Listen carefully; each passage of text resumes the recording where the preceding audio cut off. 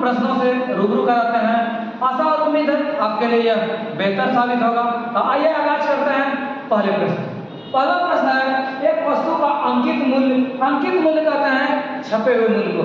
1500 रुपया है, कोई दुकानदार वस्तु के अंकित मूल्य पर 20% की छूट देता है। अच्छा, दाम यदि 1500 रुपया है, बोला 20% छूट देता है, इसका मतलब आदमी से दाम कितना लगा, 80% का तो दाम लेगा। ठीक है, अब बोला अंकित मूल्य पर 20% छूट देने के बाद वस्तु को बेच दिया। अच्छा, जब 20% छूट दिया, 80% दाम लिया, तो बेचा कितना में, 15 गुना 8, 120 इसका मतलब कितना रुपया में बेचा, 1200 रुपये में।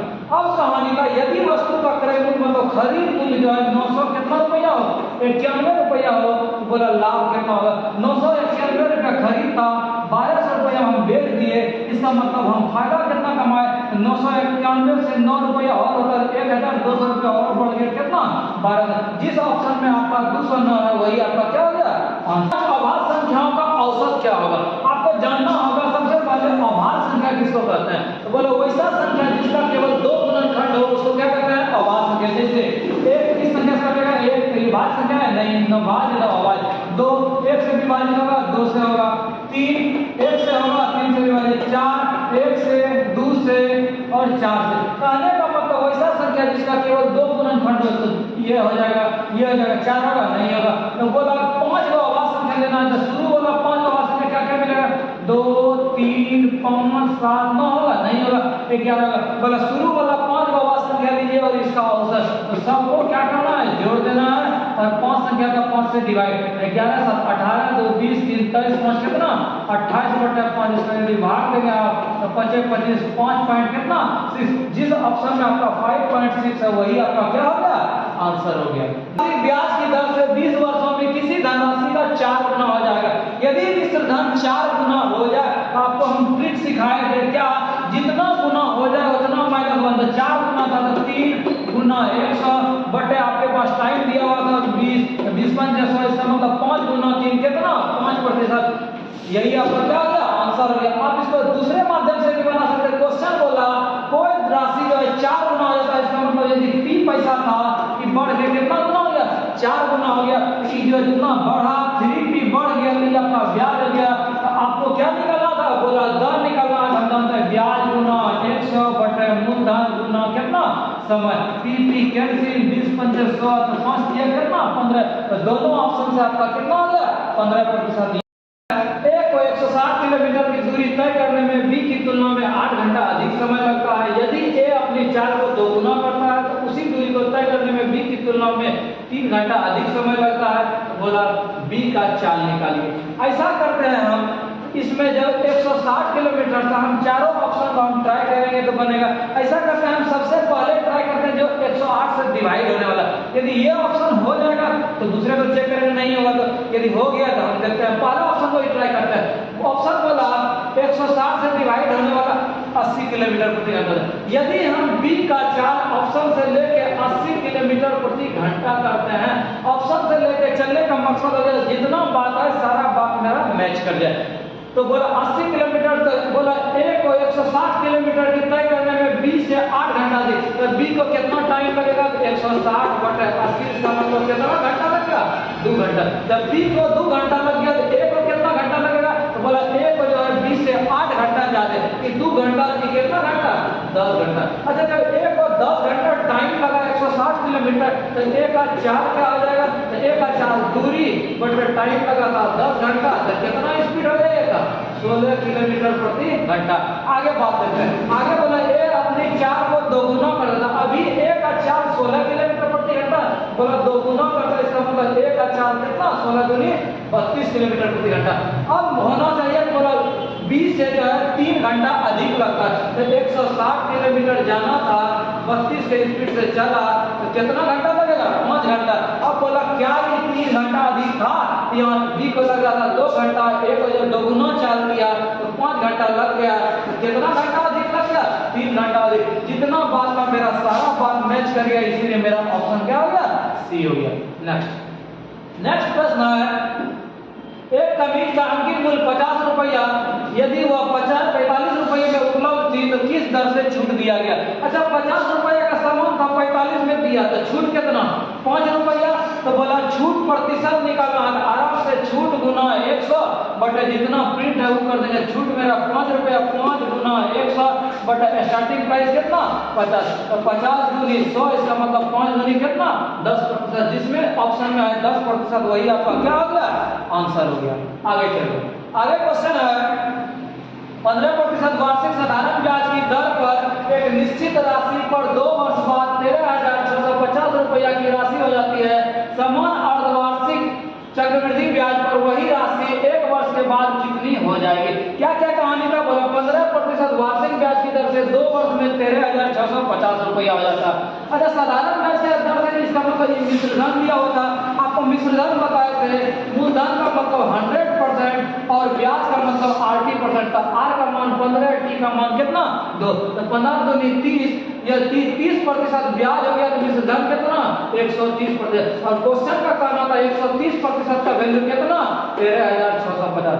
कैंसिल, इसको कटाते 13 का 13 0.5, इसका मतलब 1% का मान कितना 105, तो 100% का मान कितना 10,500, ये आपका मूलधन हो गया। अब कहानी का समान अर्धवार्षिक यदि ब्याज अर्धवार्षिक संयोजित होता है तो दर क्या आ जाएगा, आधा आ जाएगा, मतलब 15/2%, और समय बोला 1 वर्ष, तो एक समय को दोगुना करते हैं, मतलब कितना छमाही 2 छमाही। अब आपके पास मूलधन दिया हुआ है, दर दिया हुआ है, समय दिया हुआ है, आपको क्या बोला यही पैसा कितना आ जाएगा चक्रवृद्धि ब्याज के हिसाब से, तो सूत्र होता है मूलधन गुना 1 जोड़ दर बटे 100 पर पावर क्या टाइम, तो इसमें रख देंगे 10,500 गुना 1 प्लस 15/200 गुना टाइम कितना 2 छमाही, इसको सॉल्व करेंगे जो भी होगा वही आपका क्या होगा आंसर होगा।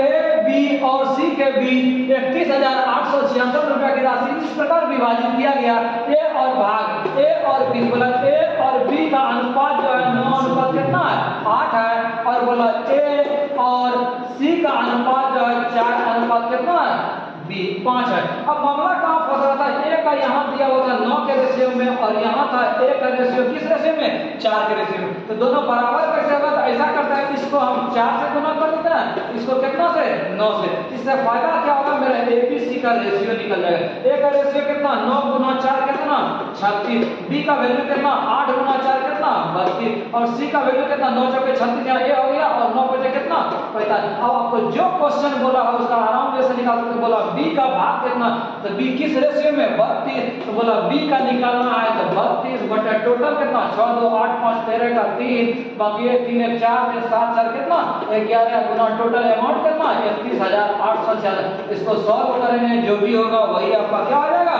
आंसर हो जाएगा।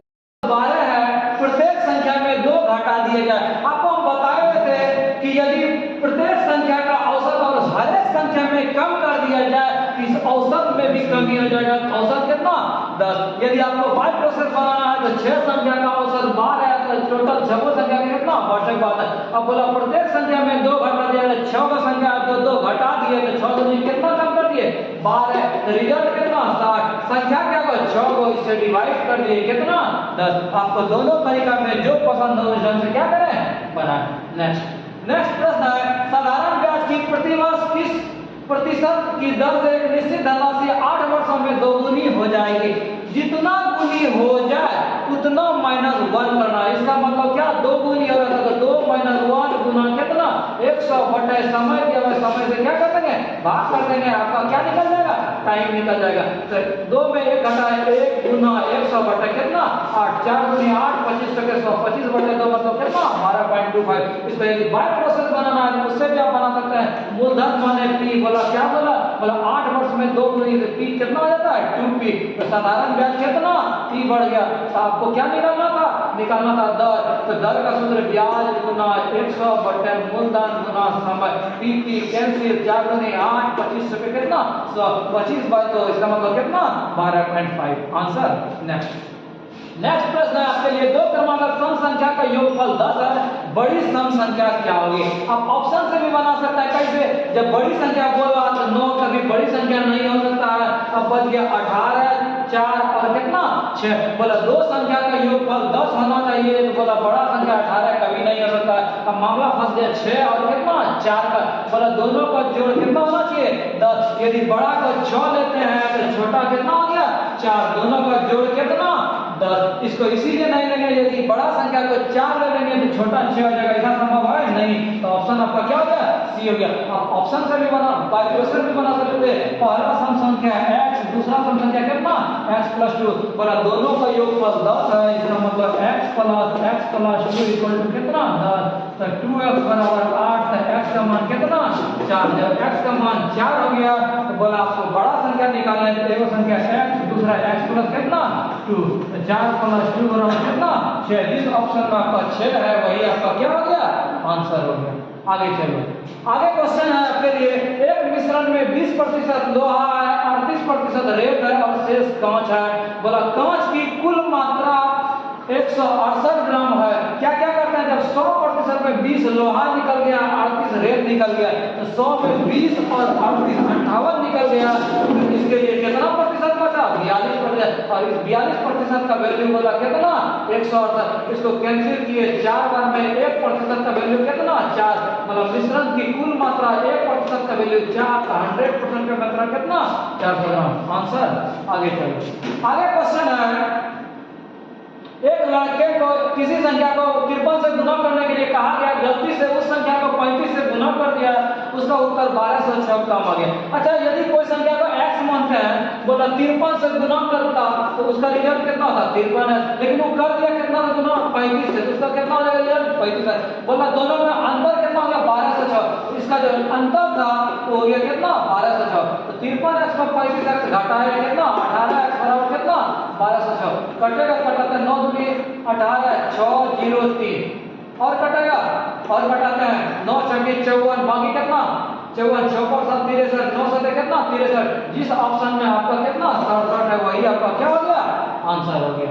आगे चलो, आगे क्वेश्चन है, यदि ABC प्रतिदिन 150 रुपया कमाते हैं, ए और सी प्रतिदिन 94 रुपया, क्या क्या कहानी का, बोला ए बी और सी यदि कमाता है तीनों मिलकर 150, बोला ए और सी जो कमाता है वो 94 रुपया, और बोला बी और सी जो कमाता है 76 रुपया।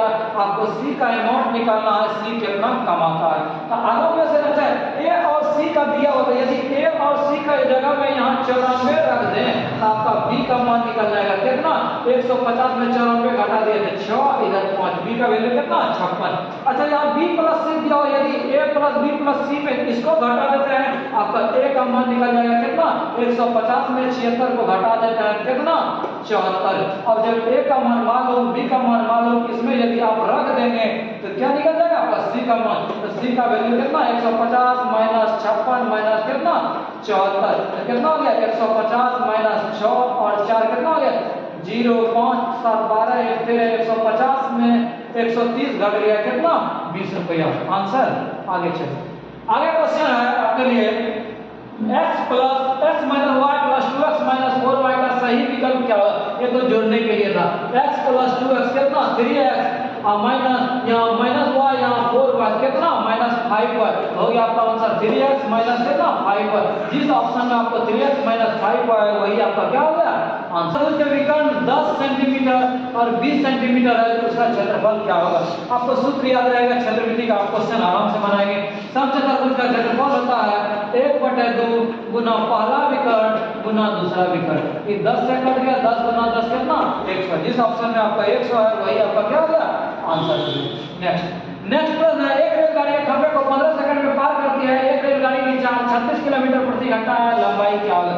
रेलगाड़ी के सवाल में पहला चीज आपको करना होगा, एक फॉर्मेट में चेंज करना होगा। मीटर प्रति सेकंड है तो सारा का मीटर प्रति सेकंड, किलोमीटर में है तो सारा क्वेश्चन को किलोमीटर प्रति घंटा में। तो यहाँ मीटर का ऑप्शन था, इसको भी चेंज करते हैं, तो 36 किलोमीटर प्रति घंटा था, और हम जानते हैं यदि किलोमीटर प्रति घंटा को मीटर प्रति सेकंड में चेंज करते हैं तो 5/18 क्या करते हैं गुना करते हैं, तो कितना 18 × 36, इसका मतलब गाड़ी का स्पीड जो है रेलगाड़ी का 10 मीटर प्रति सेकंड। आपको बोला रेलगाड़ी का लंबाई निकालना है, लंबाई हम जानते हैं, लंबाई का मतलब दूरी, दूरी बराबर 4 गुना समय, आपके पास 4 था 10 और समय था 15, 10 गुना 15 कितना 150। जिस ऑप्शन में आपका 150 है वही आपका क्या हो गया आंसर हो गया। नेक्स्ट प्रश्न है आपके लिए, आरोही क्रम में लिखी गई 8 क्रमागत सम संख्या का औसत 20 है, तो अंतिम तीन संख्या 36 और 53 का औसत क्या होगा। काफी अच्छा सवाल है, देखें आपको आराम से सिखाते हैं। बोला आरोही 1 2 3 4 5 6 7 8। बोला इसका जो औसत 17 है। अच्छा इसका बीचों बीच कौन होगा? तो बीचों बीच आप क्लियर नहीं कर सकते हैं, तो बीचों बीच आपका होगा चौथा और पांचवा के बीच जो संख्या होगा वही होगा। बोला इसका वैल्यू कितना है? 17। तो सम संख्या था जिससे जस्ट संख्या वाला ये 18 है, ये 20, ये 22, ये कितना 24। तो अब क्वेश्चन था, बोला अंतिम तीन संख्या, अंतिम तीन संख्या कौन कौन मिला? 20, 22 और कौन मिला? 24 मिला। बोला अंतिम तीन संख्या, ये तीनों संख्या को ले लीजिए और साथ में किसको निकाल लीजिए? 36 और किसको?